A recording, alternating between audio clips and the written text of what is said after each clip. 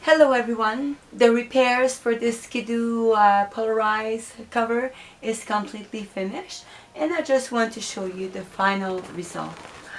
This cover that I was showing you, that is covering all the holes and also the big heavy glue that was on it, it's all done. I've sewn it all around, all this, and I even, oh, where's this?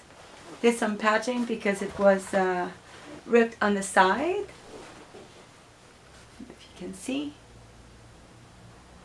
And I took pictures of it. You'll see it on my website in the tutorial section. And this is what the back looks like. Put some fleece there to reinforce. And just to show you.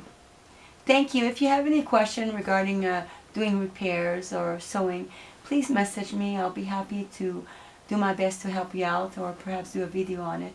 And look in the description below. You'll find some information there that might be helpful for you. Thank you for watching, and wishing everyone bright blessings.